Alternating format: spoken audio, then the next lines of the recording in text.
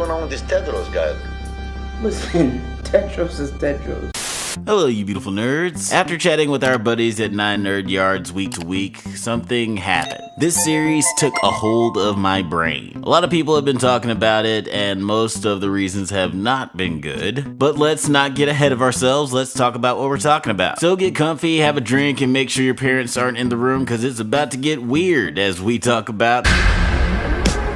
But first, a prelude. In the year of our Lord 2021, Canadian recording artist The Weeknd announced that he would be developing a TV series for HBO with Euphoria's Sam Levinson as producer, and The Girlfriend Experience's showrunner Amy Seimetz serving as the show's director and executive producer. Very deep into production, Amy Seimetz left the show, and Levinson picked up directing responsibilities, reportedly scrapping the nearly finished $54 to $75 million project to rewrite and reshoot the entire thing. In March of 2023, Rolling Stone published an article where they conducted interviews with 13 members of the show's cast and crew, and let me tell you, they did not have good things to say. A lot of people working on the show felt that Levinson taking over directing in the absence of Seimetz only weakened the show's message by dialing up the sexual content and disturbing imagery. One production member was quoted saying, "What I signed up for was a dark satire of fame and the fame model in the 21st century, but it went from satire to the thing it was satirizing." After reading the scathing piece, Levinson reportedly told his wife, "I think we're gonna have the biggest show of the summer." Isn't that cute? But it's wrong! Oh dear. Oh, the hubris. I genuinely think that there is a lot of interesting stuff being tackled in this show, but unfortunately it was being handled by apparently the two horniest dudes in America. Unfortunately, there have been way too many real life stories about women who have been abused and taken advantage of in the entertainment industry. This could have been an opportunity to talk about those injustices in a way that really hadn't been done before in the guise of a sexy crime thriller. This could have been A Star is Born meets Basic Instinct in a way done hitherto undreamt of. Did you seriously just say hitherto undreamt of? But every time the show would venture in that direction, the show would literally stop to interject what I can only describe as an upsetting sexual action sequence. I've never found sex less sexy in all my days. The dialogue in this show feels like it was written by a 12-year-old who recently discovered porn. It's very childish and at times sounds like people are just making up shit as they're going along. Especially knowing how tumultuous this set was, I would not be surprised if there was a lot of improv in the more heated scenes when people are arguing or in conflict, which is probably also why Eli Roth's dialogue is the only thing that is believable about this show. What the fuck is this? It's a little weird. This is weird even by music business standards. It's like him and Mike Dean just start talking about how fucking weird this show is, and they happen to catch it on camera and edit it in the episode. And it's like, oh, these are characters now. Divine Joy Randolph was pretty good. Her and Hank Azaria's characters were two of the best characters on the show. You could tell out of everyone in their crew that these two actually care about what happens to Jocelyn. And the list of people who actually care about Jocelyn and would actually advocate on her behalf is a short one. So you get how much they actually mean to her and how much they must have meant to her for over the past few years. I mean, they both have some truly goofy ass lines, but they make them work for the most part. Let's call a spade a motherfucking spade. You are and were a pimp. Ha!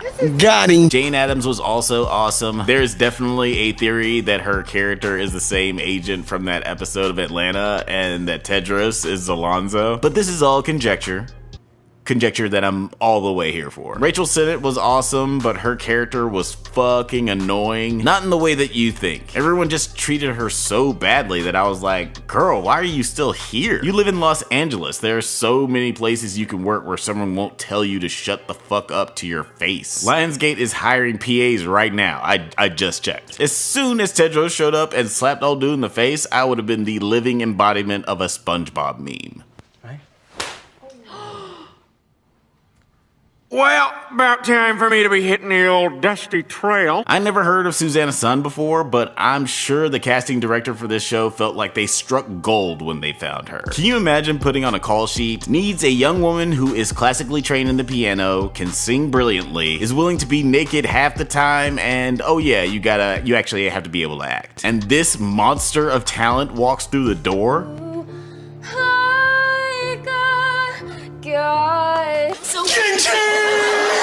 she was awesome. I wish that her character did more. Like when the psycho thriller aspect of the show started to go away and it was clear that Chloe wasn't gonna murder Jocelyn or some such shit, she became a lot less interesting. She was far and away my MVP of the show, and I still got that damn family song stuck in my head. Of all the failings of this show, and there are many, the acting isn't really one of them. The Weeknd is ridiculous half the time, but even he isn't unwatchable when the scene is written decent enough. Casting someone other than him would have made the show infinitely better though. He's definitely not the worst musician turned actor in the world, but there is an air of arrogance in his involvement in the project. Not only did the man decide that no one on earth could play this role but him, and to that I say, get the fuck up out of here with that. But there are also numerous needle drops of songs by The Weeknd throughout this whole show, to which I also say, get all the way the fuck up out of here with that. But let's talk about the elephant-sized rat tail in the room. Let's talk about the character of Tedros and what he's supposed to represent. When we meet Tedros, it's clear to the audience that there is a sinister darkness to him. We see him casually lying, we see him torture Isaac in the form of some demented stage performance coaching, and overall we see him become an unpredictably toxic presence in Jocelyn's life. And I have to admit, I kinda like this part of the show. The idea of what a cult leader slash pimp would do if they were an executive producer on a pop star's album and was given carte blanche. Ha!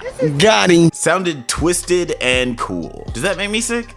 Yeah, that probably makes me sick. It made me think of this moment from Dave Chappelle's stand-up special where he compares his time with Comedy Central to how a pimp named Iceberg Slim used to treat prostitutes in the 1960s. Diving into the themes of that and showing the one-to-one comparison on screen, I thought was a compelling idea. But at some point, the show begins to shift and shows Tedros in a more sympathetic light. In the last couple of episodes, Jocelyn realizes what's going on, and it's almost as if the show wants you to feel bad for Tedros. I think it would have worked so much better if he's this maniacal force that is physically and psychologically intimidating throughout. But then it makes this sympathetic shift where he turns into this pathetic, whiny mess toward the end, and it cheapens the manipulation of Jocelyn's character. Like, if he's so transparent and pathetic, why did you fall for him so hard? And why is he still here? Like, why haven't you kicked him out yet? You have armed guards. And actually, we gotta talk about the idol herself, Jocelyn. I like Lily Rose Depp. I mean, I've seen fucking yoga hosers, and she actually did a really good job in this role. There were a lot of moments where I was genuinely impressed by how she's grown as an actor. She was almost my MVP of the series, but y'all know I can't just be throwing that around. As good as she was in this role, her character was kinda booty. Actually, it's mostly booty, like literal booty. I don't think there's one scene in the entire show where we don't get a gratuitous shot of her butt. But the needs and wants of her character were very poorly executed, and it kind of bugged the ever-living out of me. At one point in the series, Jocelyn and Isaac have this really interesting conversation about the power of music and trauma's place in it. Can you create good art if you're a well-assimilated member of society, or is great art wrought from trauma? I've heard this point brought up in several different ways and a lot of different conversations about entertainment. There's people actually on the Writers Guild picket line who have signs that say AI doesn't have childhood trauma. And they brought it up in a pretty thoughtful way in this show as well. Until the question of do you need trauma is answered with yes, trauma is good, and you should thank your abuser for the privilege of scarring you for life. And that is where this show starts to get patently disgusting. In a promo for the show, Sam Levinson went so far as to say Tedros has actually become the victim by the end of the show. And Sam, I hate to use your own words against you, but bitch, you better be joking. Again, I've heard this conversation of whether trauma is anathema to good art before. Best executed in this episode of Atlanta, in my opinion. So you saying your dad used to beat you so you'd be good at piano? To be good at life. Are you not mad at your dad? Of course not. My father used to say, great things come from great pain. Philosophically and ethically, this is an interesting argument to posit. But then later the show takes this further when it's revealed that Jocelyn's late mom was physically and emotionally abusive to Jocelyn her whole life. Tedros then asks Jocelyn if she misses the abuse as a form of motivation, and Jocelyn reluctantly says yes. Now, I wasn't completely opposed to this choice. I actually liked it because it spoke to the manipulative nature of Tedros' character. But this was the last moment I liked anything about the show, because what followed followed was nutty nuts. I'm not even gonna get into the next scene because it was disgusting, but cut to the end of the show after Jocelyn has figured out that Tedros has been playing her the whole time and kicks him out of the house and off the tour. 6 weeks later, she invites him back and professes her love for him publicly. And now Jocelyn is the one controlling Tedros. Oh, and apparently she's been manipulating him the whole time? Like, what?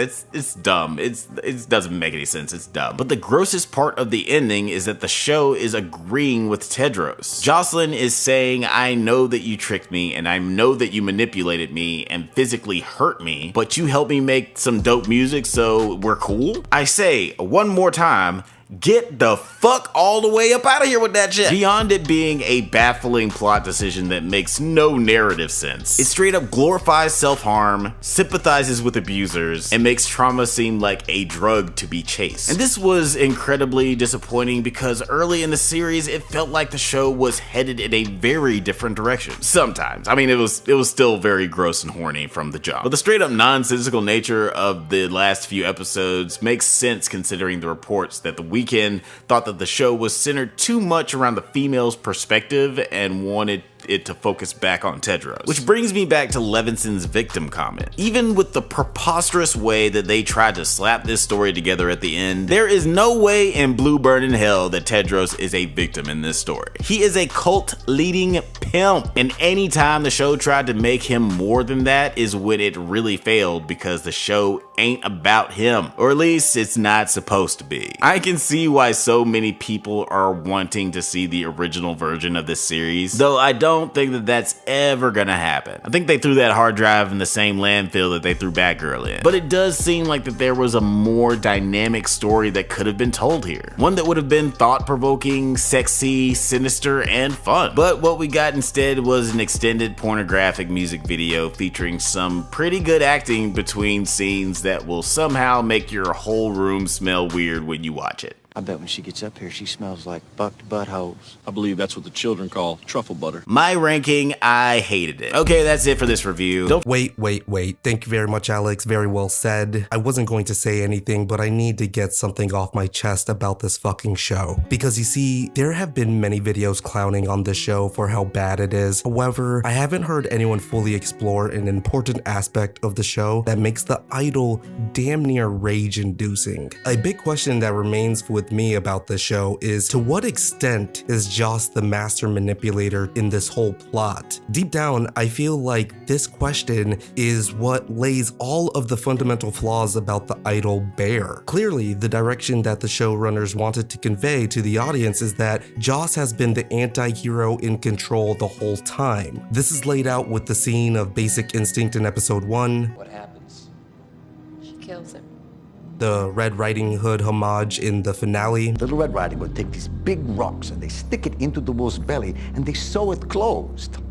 Okay? Mixed with Joss wearing Sharon Stone's outfit in Basic Instinct, and also the reveal of the hairbrush. All of these pieces of iconography are meant to be used in a way that tells the audience that in essence, we should have a feeling that Joss was pulling the strings to her benefit throughout the season. But how they set those things up is not how symbolism works in storytelling, because those pieces of iconography can only mean something within the realm of the characters that interact with them. For instance, in Christopher Nolan's Inception, we know that people that go under into people's dreams carry a totem with them that they use to tether their consciousness to the outside world. Leo's character carries a spinning top that will never stop spinning if he is in a dream world. The ambiguity in the story of Inception comes at the end when we as the audience are unsure if he is in a dream or awake because we never get to see the top fall down before the credits roll. That is just one example of how that movie builds ambiguity and purpose within the iconography and symbols it introduces. Now, let's look at the idol in that fucking hairbrush, because you see, in episode 3, Jocelyn admits to everyone that her mother abused her using that hairbrush. Her favorite was probably hitting me with a hairbrush. Hitting you where? My butt. The episode continues with Tedros spanking the hell out of Joss with that same hairbrush in front of everyone. We cut to the finale, and Tedros is invited to the big concert, and when he's in Joss's dressing room, he notices that the hairbrush is brand new. Did you say this was the brush your mom beat you with? I did. It's brand new. and Joss just gives him a devilish smirk. So while I was watching this scene, I reasoned that she bought a new brush that will now be their new tool of toxic kink stuff. You know, just for them, it's going to be a new chapter in their abusive cycle. However, it has since been pointed out to me that Joss's smile and the brush being new was confirmation that she made the whole abuse story up to manipulate Tedros. Excuse me, because I need to go scream from the rooftop really quick. I have never experienced a show try so blatantly to gaslight its audience. I'm sick about it. Let's just think about this for a second. We have seen Tedros handle this brush before, so how would he just now be realizing that it's new? Also, 6 weeks have passed since the main events of the show, and we have seen Joss neurotically use that brush in the meantime. We even saw Chloe use the brush in a scene or two. So how is it new? When was it new? Where is it new? My butt? Is it the same brush that he used to beat her with or not? But all of that aside, let's just explore why the brush is significant. Again, the show with this reveal is trying to tell us that Joss has been pulling the strings and is the mastermind the whole time. She's in the finale wearing the Basic Instinct outfit, so clearly she's a mastermind, right? But no, she's not. For there to be manipulation, Joss must be getting something that she needed to manipulate Tedros for. There must be some clear differences between each of their wants and goals that she played to her favor. Well, fine then. Okay, let's examine their goals. Tedros wants to make music and fuck Jocelyn, and he likes to play out some pretty kinky fantasies. And on Joss' side, we know that she wants to fuck and make music and play out some weird fantasies. You see what I'm getting at here? Joss never had to make up a story about her mother abusing her in order to get Tedros to spank her with that hairbrush or to make music with her. He very much wanted to do that shit. No coercion necessary. Also, Sam Levinson is saying that Joss was pulling the strings the whole time and Tedros has now become the victim. This pimp from the Midwest who shows up in Beverly Hills ends up being the victim. You don't get to just say that, Sam. Show me when, Sam. Go on. Use your words. Was Joss pulling the strings when Tedros slapped her chef and got her to fire him? When Tedros set up Joss's ex and framed him for assault, was Tedros the victim then? And to ensure that his actions cannot do more harm, we have taken the necessary steps of digitally replacing him. When Tedros shock-collared Xander, was Tedros actually the victim then? Tedros, please don't shock me for 1 second, okay, please. Oh, still just the thing about the abusive mother is how Joss was pulling the strings the whole time. Oh, okay. Joss seemed very surprised when Diane told her that the label gave her the song. Joss previously said she didn't want that world-class sinner, which is a bot, by the way. So she canceled her whole goddamn video shoot, and she's surprised that her label wants to give the song to someone else, and she's the master manipulator. It also broke Joss's brain when Diane told her that Tedros arranged for them to meet at his club. Really? You're surprised that a pimp club owner wanted a famous artist to come to his club for a chance to meet. But you are somehow actually the nefarious Lady Geppetto of this whole show. Yeah, sure. My butt? You got fucking nothing, Sam. That's why at the end of the day, when this was all over, you put her in a little red hood, slapped a brush on the table and said, "Oh my god, it's brand new." You got fucking nothing but audacity to call that a twist or some thought-provoking use of ambiguity and symbolism. Well, maybe you did nail the ambiguity down, because guess what? If Joss was lying about the brush, then literally nothing means anything. Listen, this brush reveal is like if at the end of Inception, Leo set down a hammer on the table and Christopher Nolan was like, actually spinning tops do fall down in dreams. It means nothing. Also, why at the end is Joss mad at Diane anyway and took everything away from her? She is literally the only person that was being honest about the situation. Chloe even admits that she knew about Tedros' plan, but her and all the other cult members get to go on a stadium tour with Joss, and Diane gets fucking nothing? It was Jocelyn, wasn't it?